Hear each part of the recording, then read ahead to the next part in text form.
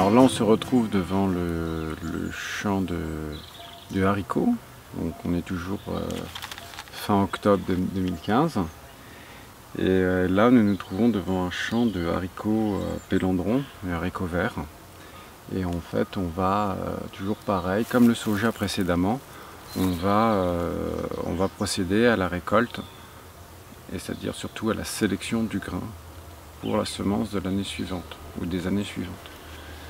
Donc en fait ici on voit un haricot qui est desséché, donc qui est prêt à la récolte.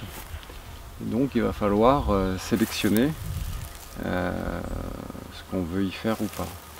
Donc, dès qu'on va tirer les haricots comme ceci,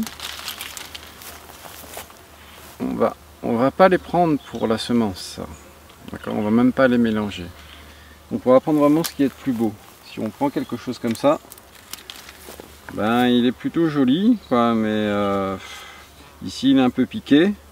Et il y a 1, 2, 3, 4, 5 grains à l'intérieur.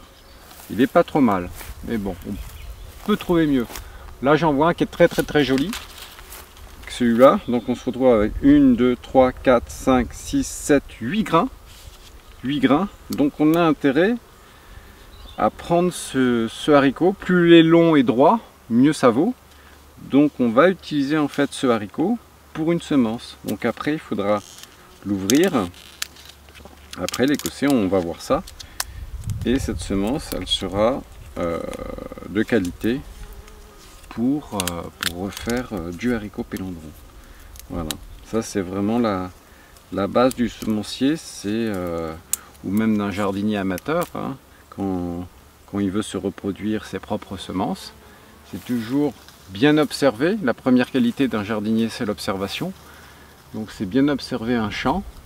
Et on va donc disposer de 2 sacs, hein, je répète bien. Un premier sac où on va choisir vraiment les plus beaux haricots qu'on va mettre dedans, qu'on va mettre vraiment de côté.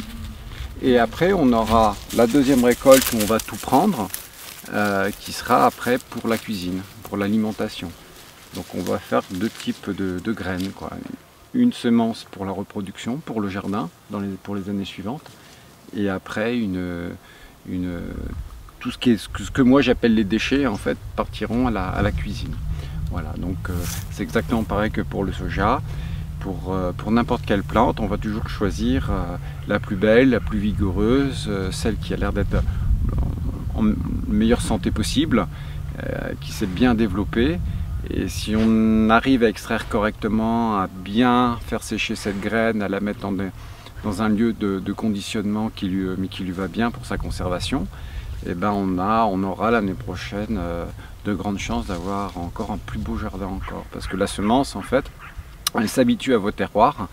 Et donc d'année en année, grâce à cette sélection holistique de la semence, on arrive à augmenter considérablement les rendements, à réduire aussi les maladies. Pourquoi? Parce que quand on observe qu'il y a une maladie sur une plante, bah, soit la plante ne s'adapte pas au terroir, soit il y a des pollutions et quelque chose qui ne convient pas. Donc il vaut mieux des fois savoir éviter de produire quelque chose qui n'était pas adapté à son terroir que de le vouloir absolument. Donc nous on essaye vraiment de faire vraiment de la semence dans le cadre des Pyrénées et certaines régions aussi qui peuvent être utiles. Mais on ne peut pas semer par exemple des haricots tarbés à Toulouse. Il fait trop sec. On va mettre des haricots de variété plutôt espagnole.